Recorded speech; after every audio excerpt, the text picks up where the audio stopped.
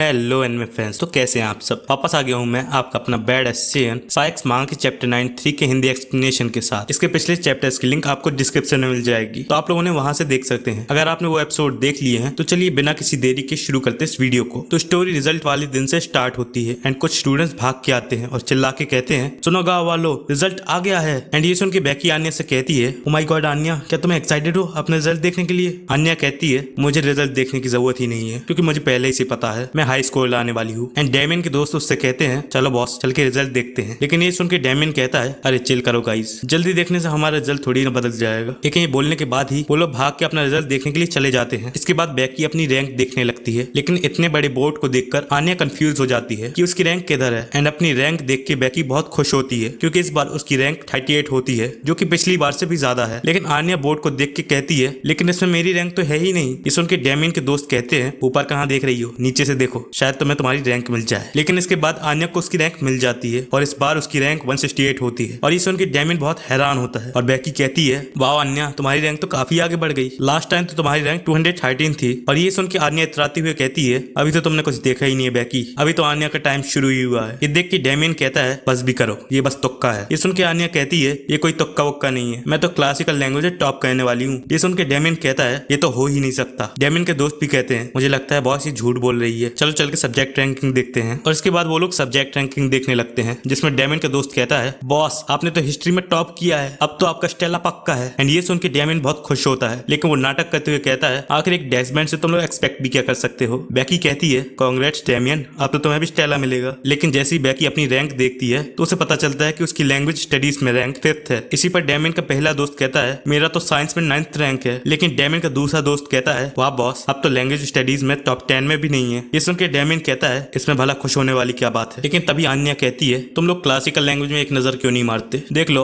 आज किसने टॉप किया है। ये सुन के डेमियन कहता है, रहने दो, तुम खुद ही देख लो। एंड डेमियन के दोस्त कहते हैं, मैं शर्त लगा कह सकता हूँ तुमने बिल्कुल भी टॉप नहीं किया। एंड इसके बाद वो लोग क्लासिकल लैंग्वेज का स्कोर देखने लगते हैं। एंड टॉप करने वाले का नाम होता है आर्नोल्ड क्राउली। और ये सुनते ही आन्या गुस्से में कहती है, अब ये क्राउली कौन है वे। ये सुन के डेमियन कहता है, वो तो क्लीन हॉल वाला बंदा है। और टॉप ना करने की वजह से आन्या बुरी तरीके से मायूस हो जाती है। ये देख के डेमियन कहता है, भला तुम्हें क्यों लगा था कि तुम टॉप करने वाली हो। तभी बैकी बोर्ड की ओर देख के कहती है, रुको जरा, आन्या तो क्लासिकल लैंग्वेज में सेकंड टॉप पे है एंड उसके 89 पॉइंट्स है। और ये सुनते ही सभी की आंखें फटी की फटी रह जाती हैं। यहाँ तक कि डेमियन को भी ये सुन के विश्वास ही नहीं हो रहा होता। बैकी कहती है, इसका मतलब तुम्हें भी स्टेला मिलेगा आन्या। और ये सुन के ही आन्या एकदम से शॉक हो जाती है एंड खुशी से नाचने लगती है। लेकिन वहीं दूसरी ओर ये सुन के डेमियन की शक्ल रोंदी सी हो जाती है और वो कहता है, वो किसी भी सब्जेक्ट में टॉप करे ये तो हो ही नहीं सकता। और ये सुन के उसके दोस्त भी कहते हैं, बॉस ने एकदम सही कहा, उसने जरूर चीटिंग की होगी। लेकिन ये सुन के बैकी कहती है, उसने कोई चीटिंग नहीं करी, बल्कि उसकी हमेशा से क्लासिकल लैंग्वेज में अच्छे ही मार्क्स आते हैं। इसके बाद बैकी आन्या को वापस आने के लिए कहती है और उससे कांग्रेट्स करती है स्टेला के लिए। लेकिन डेमियन का दोस्त सोचता है, उसे मुझसे भी पहले स्टेला कैसे मिल गया। वहीं पर पास में खड़ा हुआ बिल भी खुशी से रोने लगता है क्योंकि उसका मैथ में सेकंड प्लेस आता है एंड उसका स्टेला भी पक्का हो जाता है। और तभी बिल आन्या को कहता है, देखो उधर तुम्हारा नाम भी बोर्ड पर है। एंड आन्या के मैथ में मार्क्स 24 आते हैं, यानी कि पासिंग मार्क्स से भी कम। इसका मतलब उसको 20 बोल्ट मिलना पक्का हो जाता है। और जैसे ही उसे इस बात का एहसास होता है कि उसे 20 बोल्ट मिलने वाला है, वो एकदम शॉक में जम जाती है। और उसे देख के बैकी कहती है, लगता है आज आन्या के इमोशंस रोलर कोस्टर की तरह ऊपर नीचे हो रहे हैं। उसे देख के प्रोफेसर हेंडरसन भी सोचते हैं, मुझे भरोसा ही नहीं हो रहा क्योंकि आज से पहले मैंने कभी भी ऐसे स्टूडेंट को नहीं देखा जो एक साथ स्टेला स्टार और 20 बोल्ट लाया हो। एंड इसके बाद सीन शिफ्ट होता है आन्या के घर पर और वो लॉयड को अपना रिजल्ट दिखाती है। और वो देख के लॉयड एकदम सन्न रह जाता है एंड उसके होश उड़ जाते हैं। उसे देख के आन्या कहती है, पापा